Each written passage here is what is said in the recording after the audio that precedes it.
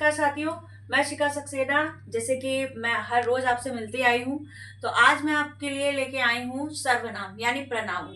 तो आज हम जानेंगे सर्वनाम के बारे में। सर्वनाम को हम लोग प्रनाउन कहते हैं, इंग्लिश में PRONOUN, प्रोनाउन। तो सर्वनाम की परिभाषा पहले हम जान जाते हैं कि सर्वनाम होता क्या है।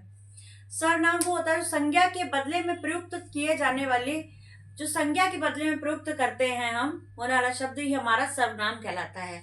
अब आप ये सोचेंगे कि सर्वनाम क्यों हम लोग क्यों मतलब प्रयोग करते हैं, सर्वनाम को हम लोग प्रयोग क्यों करते हैं। संज्ञा तो जानते हैं, जैसे राम है, नदी है, पूजा है, मतलब संज्ञा की तो अति है कि संज्ञा तो हर जगह अगर आप देखें तो संज्ञा ही संज्ञा है।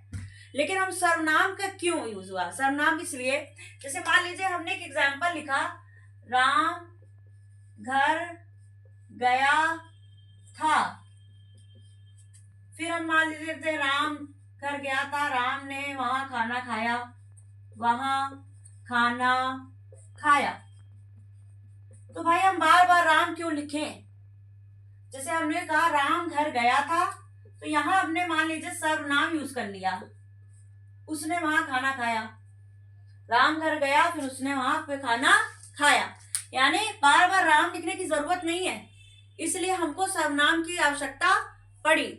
और सर्वनाम का शाब्दिक जो अर्थ होता है, सर्वनाम का शाब्दिक क्या अर्थ होता है, सर्व माने होता है सभी नाम, ठीक है, ठीक है, यानी सबका नाम, इसको हम कह सकते हैं सबका नाम।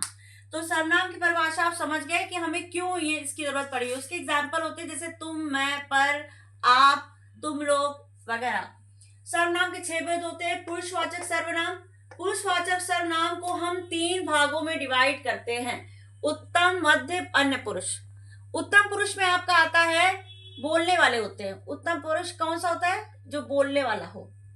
मध्यम पुरुष होता है जो सुनने वाला हो, और अन्य पुरुष होता है जिसमें अन्य के बारे में बात की जा रही हो, अन्य के बारे में बात की जाए, ठीक है। इसमें इन तीनों में यही अंतर है।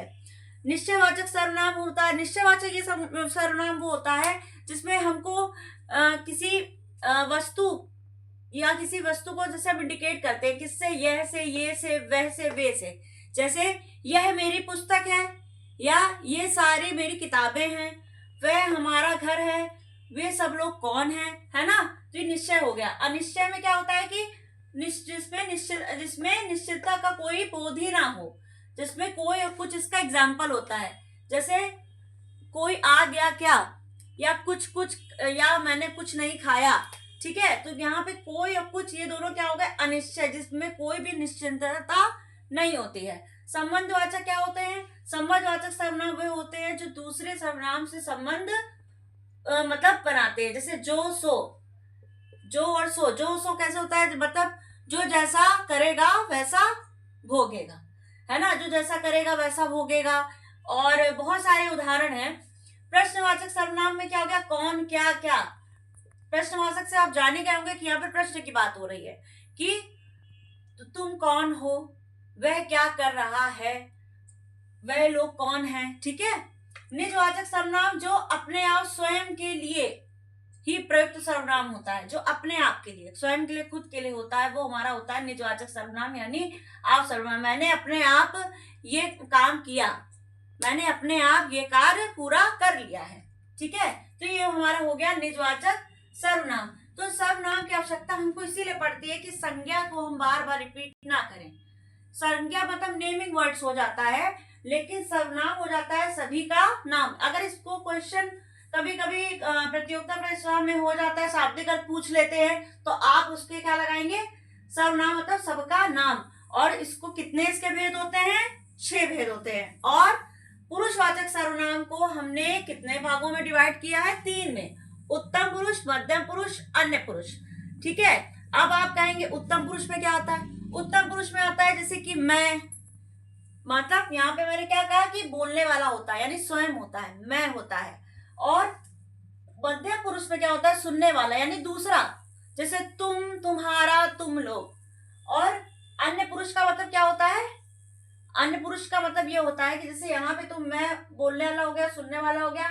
अन्य पुरुष का मतलब हुआ जैसे उसके बारे में बात की जा रही है कि मैंने उससे किया था, वो ऐसा है, उसने ऐसे किया था, उसके बारे यानी अन्य के लिए, दूसरे के लिए बात की जाए, वो हमारा कहलाता है अन्य पुरुष। तो दोस्तों मेरी समझ से आपको ये सर्वनाम क्लियर हो गया होगा। तो सर्वनाम के भेद हमेशा ध्यान रखिएगा, 6 भेद होते हैं। और इन्हीं शब्दों के साथ मैं आपको फिर से 2 मीनिंग्स बताने जा रही हूँ, जैसा कि मैं रोज आपके लिए लेके आती हूँ। तो मेरी पहली मीनिंग है, अपग्रह माने होता है अनियंत्रित, और अपोह माने होता है त्याग या छुटकारा। ठीक है, तो ये आपके लिए आज मेरे लिए, मेरी तरफ से 2 मीनिंग्स हैं, इसको भी नोट डाउन कर लीजिएगा। तो इन्हीं शब्दों के साथ मैं अपनी वाणी को विराम देती हूँ। तो सर्वनाम को रिपीट करिए, सर्वनाम को पढ़िए, और कोई क्वेश्चन हो तो आप जरूर कमेंट बॉक्स पे लिखिए। मैं आप लोग से बार बार कहती हूँ तो मैं आपको आंसर दूंगी। नमस्कार।